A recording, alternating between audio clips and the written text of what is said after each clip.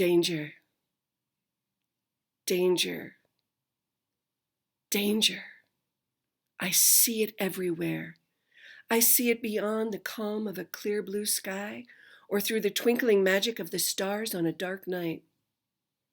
I see it creeping around the corners on sunny days when the visible world seems content and at peace. I see it.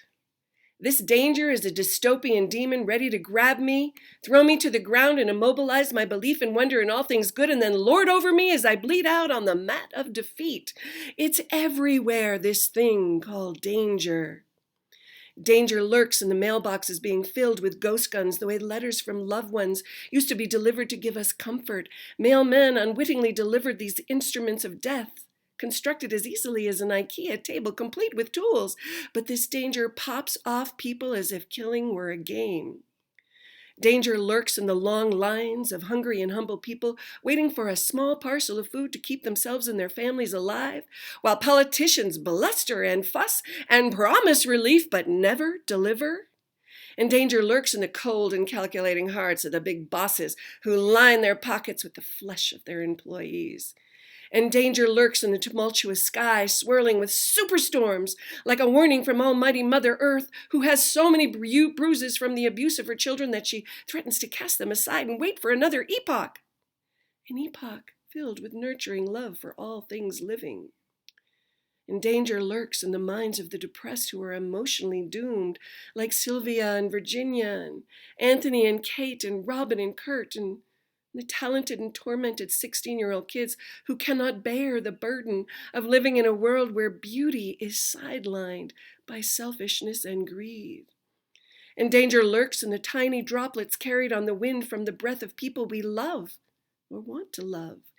And danger lurks in the complacent attitudes that look like hopelessness, that feel like helplessness, and slows once beating hearts, passionate people to inaudible throbs.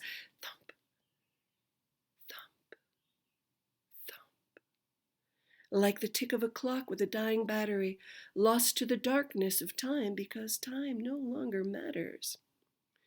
But do you know what the worst danger of all is? The worst danger of all is the danger that lurks in my mind, like an invasive and insidious little worm wriggling from lobe to lobe, contaminating the cells that hold my joy, my positivity, and my spirit.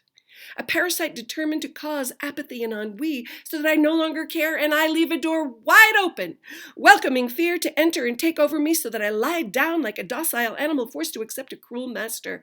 But my eyes are open and I see this dangerous dystopian demon coming. I see it racing around the world like an out-of-control virus unleashed by the infected palms of self-inflated narcissists, by the contaminated minds of self-righteous men and women pretending to be adults, and by the self-injected poison called greed that has seeped into the cracks of the human heart. And I will stop its seizure of my soul, like Captain Marvel vanquishes villains to save the world. With a mind as strong as Marvel's shield, I will cut the heads off of the demon of despair and look to the light. To the rescuers, to the helpers, to the changers, to the doers. They are everywhere, disguised as humans who fight for the world and make the world worth fighting for. The farmer who sent one mask to New York City when the state cried out for help, to the doctor who blew the whistle on corruption, to that everyday Joe who finally did the right thing by turning in a video of a modern-day lynching, and to the chefs who feed the millions around the world by rallying the food industry during natural disasters and human crisis, to the advocates fighting every day to uncover the demagoguery in politics, and to the nurses who stood in the face of the ignorant calling them out for their selfish biases, to the Atticus Finches of the world fighting for justice, to the writers who reveal and expose wrongdoing, and to the teachers who teach in a weirdly virtual world, and to the students who show up to learn in a weirdly virtual world. And so I will rise up from the mat that signals defeat and cast out that insidious worm of fear and do something to prevent myself from falling into the abyss of apathy and sadness because I can. And I will do even the simplest of things. I will make sandwiches to feed the forgotten masses. I will call and check in on my far-flung friends and family.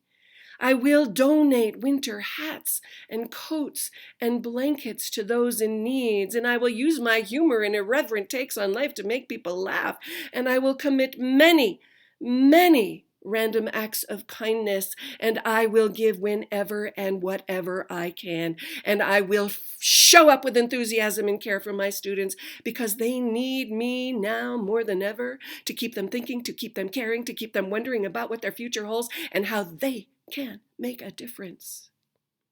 And I will do one more thing.